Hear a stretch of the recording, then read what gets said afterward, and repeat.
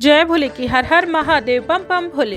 आज मैं श्री शिव महापुराण सतरुद्र संहिता खंड का 38वां अध्याय शिव जी का किरात अवतार सुना रही हूँ। सुनिए। नंदेश्वर बोले, अब शिव मंत्र के अतुल तेज से अर्जुन प्रकाशमान हो गए। अर्जुन को ऐसा देख पांडवों को अपनी विजय में संदेह न रहा। उन्हें अपने में विपुल तेज दिखाई पड़ा। तब अर्जुन शिवजी के लिए तप करने चले तो द्रौपदी सहित पांडवों ने बड़े दुख से उन्हें विदा किया, किंतु उन्हें यह विश्वास था कि व्यास के उपदेशानुसार शिवजी की आराधना से हमारा कल्याण होगा। इस प्रकार अर्जुन को तप के लिए भेज पांडव खिन्न हो द्रौपदी सहित वहां रहने लगे, परंतु अर्जुन के वियोग से उन्हें कभी शांति न प्राप्त होती थी। तब उन्हें दुखी जान कृपा सिंधु ऋषि श्रेष्ठ व्यास जी फिर उनके पास पहुँचे और पांडवों ने उनकी पूजा की और कुछ दिनों के लिए अपने पास रहने की उनसे प्रार्थना की। व्यास जी पांडवों के सुख के लिए वहाँ कुछ समय तक ठहर गए और उन्हें उपदेश की कथाओं से संतुष्ट करते रहे। एक दिन युधिष्ठिर ने व्यास जी से पूछा कि महाप्रज्ञ, क्या ऐसा कष्ट कभी और किसी ने न पाया है, या एक मैं ही ऐसा हतभागी हूँ? मैं तो समझता हूँ कि इस प्रकार का मेरे जैसा दुख किसी ने न पाया होगा। यह सुनकर व्यास जी बोले, नहीं, औरों ने भी तुमसे कठिन दुख पाए हैं। निषेध देश का राजा नल तो आपसे भी अधिक दुख पा चुका है। राजा हरिश्चंद्र ने भी बड़ा दुख पाया है। श्री रामचंद्र जी को भी उसी प्रकार का दुख हुआ है। वे तो दुखों की राशि ही थे। ऐसा कौन है जो शरीर पाकर दुखी न हो? पहले तो माता के गर्भ में जन्म ही दुख का कारण है। वात्सल्य अवस्था भी कष्टकारक ही है। युवा अवस्था में दुख रूप कामनाएं सताती ही रहती हैं। फिर वृद्धा अवस्था में मरण रूप में तो महादुख प्राप्त होता ही है, जिससे मूर्ख मनुष्य बड़ा कष्ट और नरक तक भोगते हैं। अतएव यह सब मिथ्या है।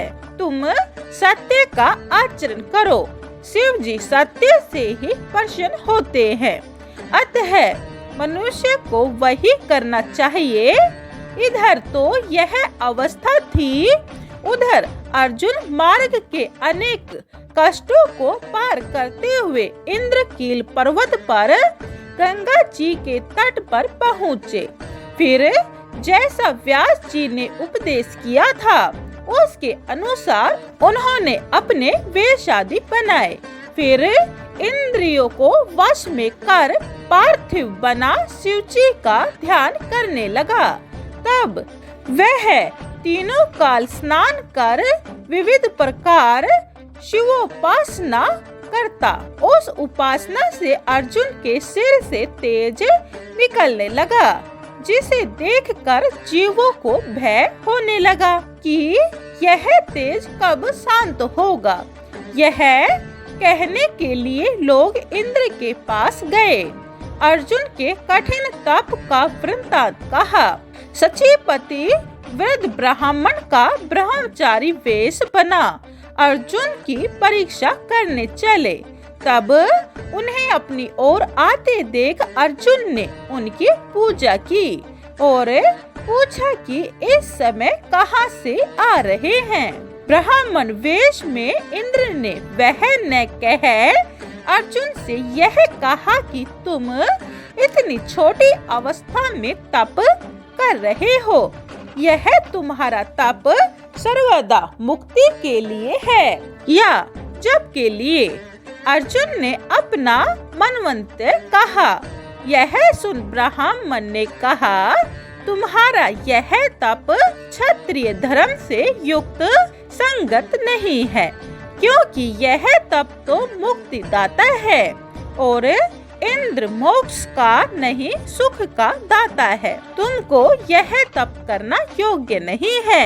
यह सुन अर्जुन ने क्रोध से इंद्र से कहा, आप ऐसा क्यों कहते हैं? मैं न तो राज्य के लिए न मुक्ति के लिए, किंतु व्यास जी के वचनों के लिए तप कर रहा हूँ। हे ब्रह्मचारी जी, आप कृपया कर यहाँ से चले जाइए। आप मुझे पतित करना चाहते हैं। आप ब्रह्मचारी के यहाँ आने की क्या आवश्यकता थी? इस पर ब्रह्मचारी इंद्र ने अर्जुन को अपना वास्तविक रूप दिखाया। इंद्र लज्जित हो गए। फिर अर्जुन को आश्वासन दे इंद्र ने कहा, वर मांगो। अर्जुन ने कहा, स्त्रों से विजय दीजिए।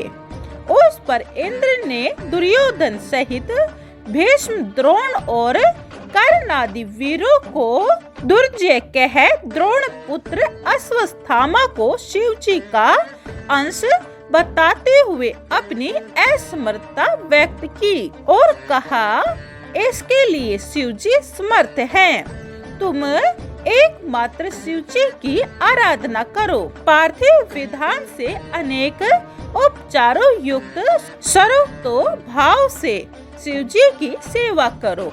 तुमको अचल सिद्धि प्राप्त होगी। अर्जुन से ऐसा कह इंद्र उनकी रक्षा के लिए वहां अपने कुछ अनुचरों को नियुक्त कर शिवजी के चरणों का ध्यान करते हुए अपने भवन को चले गए। अर्जुन संग्राम में विजयी पाने के लिए वहां रहे। उसी विधि से शिवजी के प्रश्नार्थ तप करने लगे। 38वां अध्याय समाप्तम। जय भोले की। 39वां अध्याय किरात अवतार। सुनिए। नंदीश्वर जी बोले, अर्जुन ने व्यास जी की बताई हुई विधि से शिव अर्चना किया। फिर एक पांव के तलवे से पृथ्वी पर मुनि ने समान खड़े हो एकमात्र दृष्टि से सूर्य की ओर देखते हुए मंत्र जपने लगे। अवाध गति से सर्वोत्तम पंचाक्षरी मंत्र जपा। फिर तो अर्जुन का तप तेज इतना प्रकाशित हो गया कि उससे देवता भी विस्मित हो गए। इसी समय दुर्योधन का भेजा हुआ मूक नामक दैत्य शंकर का वेश धारण कर वहां आया, जिसे कपटी दुर्योधन ने अर्जुन के पास भेजा था। वह अपने वेग से पर्वतों को तोड़ता, अनेक वृक्षों को उखाड़ता हुआ तथा अनेक प्रकार के शब्द करता हुआ बड़े वेग से चला। उसे देख शिवजी के चरणों में मन लगाए अर्जुन विचार करने लगा कि यह क्रूर कर्म करने वाला कौन है और कहां से आता है। कहीं ये दुर्योधन का हितकारी सखा तो नहीं है, जिसे देखने पर मन व्याकुल हो। वही स्त्रु है। आचरण ही कुल को कहता है, शरीर भोजन को कहता है, वचन शास्त्र कहता है तथा नेत्र स्नेह को कहते हैं। इस प्रकार के और भी मन ही मन कई विचार निश्चय पर अर्जुन ने वही बैठे बैठे इस पर बाण चला दिया। उसी समय अर्जुन की रक्षा और उनकी भक्ति की परीक्षा करने के लिए भक्त वत्सल शिवजी अपने गणों सहित वहां आ पहुँचे। वह कच्छ बंधे हुए थे तथा शिवजी ध्वजा वाले, उनके शरीर में श्वेत रेखा पड़े हुई थी और वे स्वयं धनुष बाण धारण किए। पीठ पर बाणों से तरकस बांध गणों सहित भीलों के राजा बने थे। ऐसा स्वरूप में वे भीलों सा शब्द करते हुए चले और शुक्र भी शब्द कर रहा था। जिसका सब दिशाओं में फैल गया था। जब अर्जुन ने अपने धनुष पर फिर बाण चढ़ाया तो उसी समय उस शुक्र का पीछा करते हुए शिवजी भी वहां आ पहुँचे और उन दोनों के बीच में वह शुक्र अद्भुत पर्वताकार दिखाई पड़ा। अर्जुन और शिवजी ने साथ ही उस पर बाण छोड़ा। शिवजी का बाण शुक्र की पूंछ में और अर्जुन का बाण उनके मुंह में लगा। उसके लगने से शुक्र मूर्छित हो पृथ्वी पर गिर पड़ा। बाण उनके मुख से पार कर पृथ्वी में समा गया और शुक्र मर गया। देवताओं ने हर्ष ध्वनि की और पुष्प बरसाए। शिव जी संतुष्ट हुए। अर्जुन को भी सुख प्राप्त हुआ। मरते समय उस दैत्य ने और भी अद्भुत रूप दिखाया, जिसे देख अर्जुन ने कहा, अहो, यह तो शंकर का रूप धारण कर मुझे मारने ही आया था। यह तो कहो, शिवजी ने मेरी रक्षा कैसे की। फिर शिवा शिव जपते हुए अर्जुन ने वहां स्थित हो शिवजी की बड़ी स्तुति की और बारंबार प्रणाम किया। 39वां अध्याय समाप्तम। जय भोले। 40वां अध्याय किरात अर्जुन विवाद। सुनिए। नंदेश्वर बोले, हे सर्वज्ञ संत कुमार जी, इसी समय शिवजी ने सेवक को भेज मर्द शुक्र के पास से अपना बाण मंगवाया। उधर से अर्जुन भी अपना बाण लेने आए। उसमें उन दोनों का विवाद हो गया। अर्जुन ने गण को ताड़न कर अपना बाण ले लिया। गण ने कहा, यह दोनों बाण हमारे हैं, इनको छोड़ दो। अर्जुन ने शिवजी को स्मरण कर उनकी स्तुति की। गण ने कहा, तू झूठा तपस्वी है, बाण मेरा है। यदि तेरा है तो उसका फल दिखा, मैं पहचान कर लूंगा। अर्जुन ने कहा, बाण के फल पर मेरा नाम अंकित है, तुझे क्या दिखाऊं? जब मेरा स्वामी आएगा तब उसे ही दिखाऊंगा। तेरे साथ मेरा युद्ध शोभा नहीं देता, तेरे स्वामी से युद्ध करूंगा। मेरा बल देखना है तो अपने स्वामी के पास जा और जो इच्छा हो वह कर। अर्जुन के ऐसा कहने पर वह भील वाहिनीपति किरात रूप शिव के पास गया। अर्जुन का सब कहा हुआ वचन कहा। यह सुन किरातेश्वर प्रसन्न हो शीघ्र वहीं अपनी सेना सहित वहां गए। अर्जुन भी किरात की सेना देख धनुष बाण ले उनके सामने पहुँचे। तब अर्जुन को अपने समक्ष आया हुआ देख किरातेश्वर ने अनुचर द्वारा अर्जुन से यह कहलाया कि तपस्विन, सेना को देखो और बाण देख कर चले जाओ। थोड़े से कार्य के लिए क्यों मारना चाहते हो? तेरे भाइयों को और विशेषकर तेरी स्त्री को दुख होगा। ऐसा कहते हुए अर्जुन के रक्षक और उनकी दृष्टता के परीक्षक परमेश्वर शुभ उनके निकट आ गए और विस्तार पूर्वक सब वृत्तांत वर्णन किया।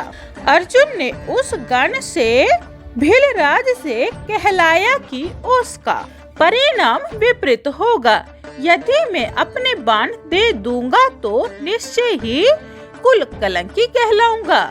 मेरे भाई भले ही दुखी हो जावें, पर मैं युद्ध अवश्य ही करूंगा। श्रृंगाल से सिंह भयभीत हुआ नहीं सुना, वनचर से राजा नहीं डरता। जब अर्जुन ने ऐसा कहा तो वह भील अपने स्वामी के पास जाकर फिर सब वृत्तांत कहने लगा। यह सुन किरात नामक शिवजी अर्जुन के अत्यंत ही निकट आ गए। 40वां अध्याय समाप्तम। जय भोले की। 41वां अध्याय किरातेश्वर महादेव की कथा। यह एक बहुत ही सुंदर कथा है। आप ये अगली वीडियो में सुने। जय भोले की हर हर महादेव बम बम भोले। कथा सुनने का फल हुक्कारे भरने से मिलता है, इसीलिए कमेंट में जय भोले की लिखे।